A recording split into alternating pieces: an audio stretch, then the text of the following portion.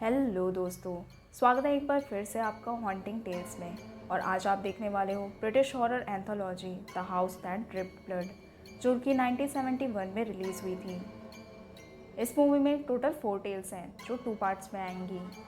तो बिना time waste किए चलिए कहानी शुरू करते हैं।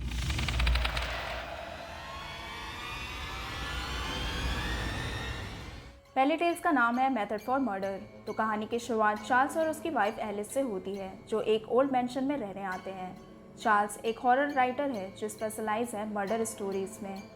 नए मैंशन में वो तमाम चीज़ें थी जो चार्ल्स को बुक राइटिंग के लिए परफेक्ट एनवायरनमेंट प्रोवाइड कर रहा था, बट एलिस को घर कुछ खास पसंद नहीं आता। चार्ल्स उसे प्रॉमिस करता है जल्दी से वो बुक खत्म करके लंदन लौट जाएंगे। शाम को एलिस घर लौटती है, तब चार्ल्स राइटिंग में बिजी होता है। एलिस चार्ल्स को बुक के बारे से पूछती है।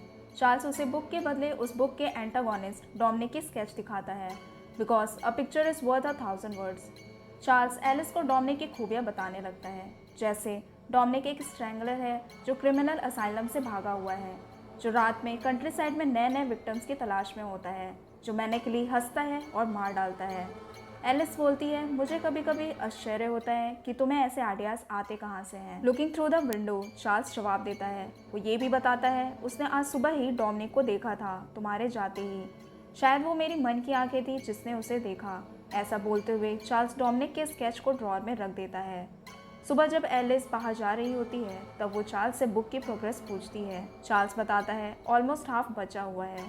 वो अपने इमेजिनरी एंटागोनिस्ट डोमिनिक का थैंक्स भी करता है, क्योंकि चार्ल्स को डोमिनिक रियल लगने लगा था।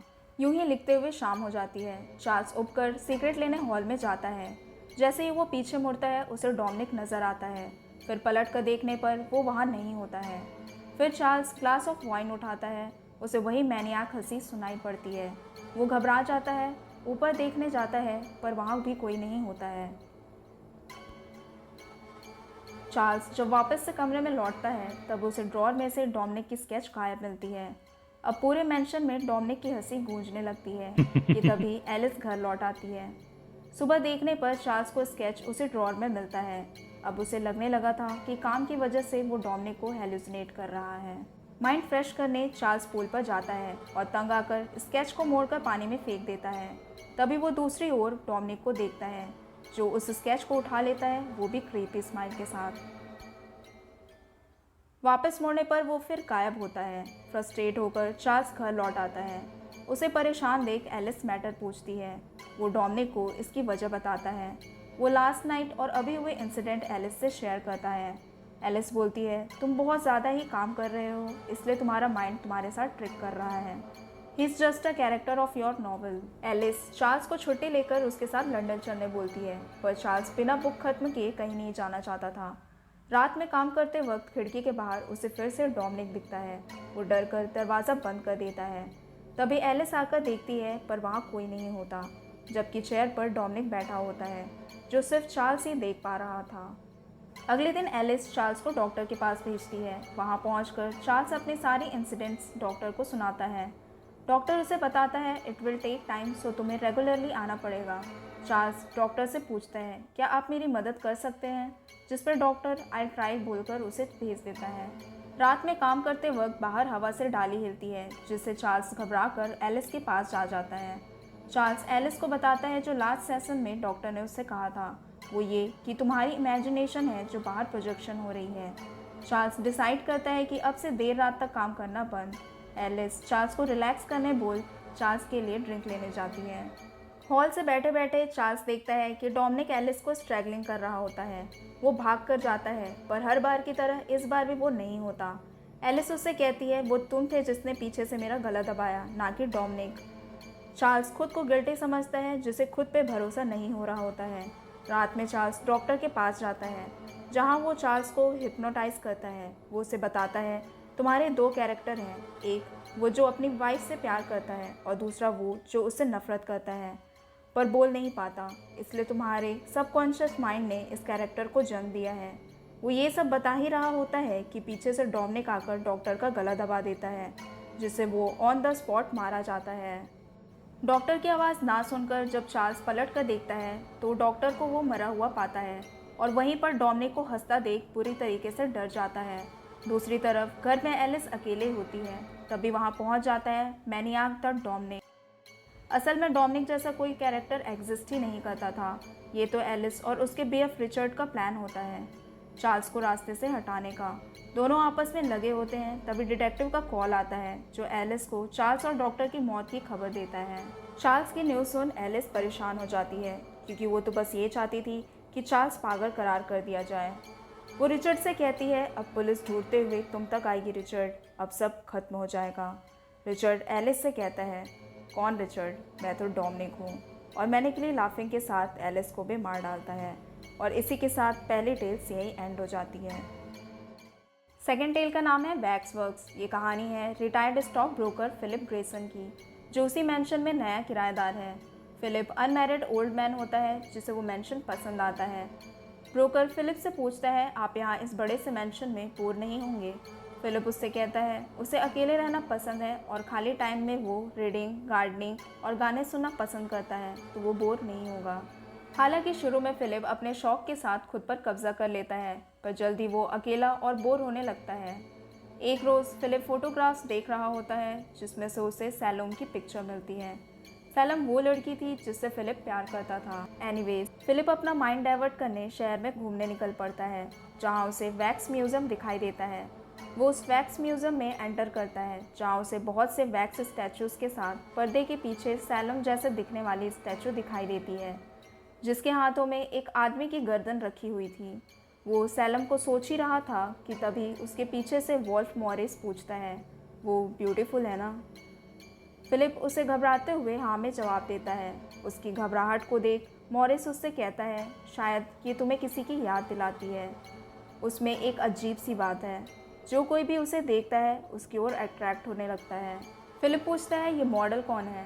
मॉरिस स्टैचू को उसकी वाइफ बताता है। वो बताता है सैलम और बाकी सब जो स्टैचूज़ यहाँ हैं वो सब हत्यारे हैं और यही तो पब्लिक देखना चाहती है। देन फिलिप पूछता है पर तुमने तो सैलम को विक्टिम कहा था। मॉरिस कहता है हाँ, बट मैंने एक दिन उसके हाथों में कुल्हाड़ी देखा और वहीं पड़ी मेरे प्यारे दोस्त की लाश भी। इस स्टेट में सैलम की लाश मिली, इसलिए वो विक्टिम भी है और कातिल भी। क्योंकि मैं उसकी ब्यूटी को प्रिजर्व करके हमेशा के लिए रखना चाहता था, इसलिए मैंने उसका वैक्स स्टैचू तैयार किया। और जिस तरह से तुम उसे घूर रहे थे, बाकी कई मर्द भी उसे घूरने आते हैं। अब तुम्हें पता चल गया है तो क्या अगली बार फिर आओगे? फिलिप नो, मुझे ऐसा नहीं लगता कहकर चला जाता है। फिर घर लौटकर फिलिप सैलम की पिक्चर फाड़कर रख देता है। बैठे बैठे उसकी आंख लग जाती है।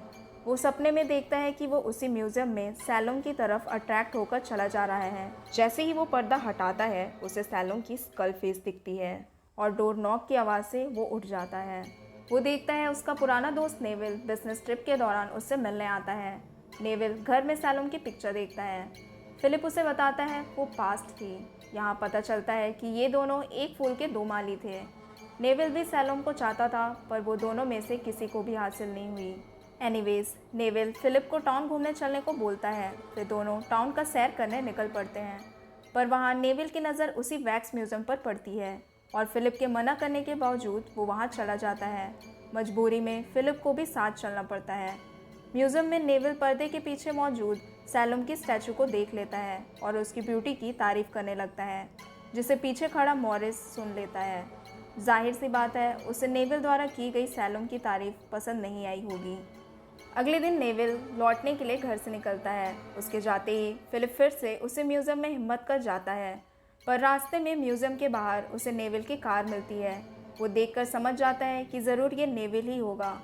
फिलिप म्यूज़ियम में नेविल को देखता है। वो नेविल को पुकारता है, पर उसे देख नेविल दूसरे दरवाजे से भाग जाता है।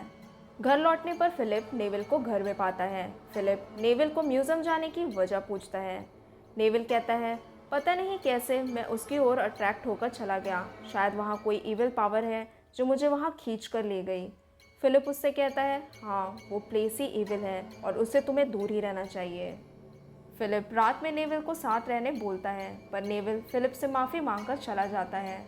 अगले दिन फिलिप को नेविल का कॉल आता है जो उसे मॉटल से कॉल किया था।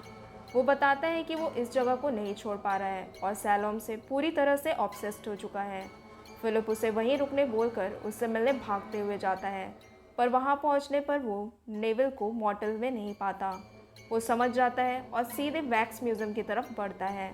वहाँ पहुंचकर फिलिप पाता है कि सैलोम की स्टैचू ने नेविल के सर को पकड़ा हुआ है।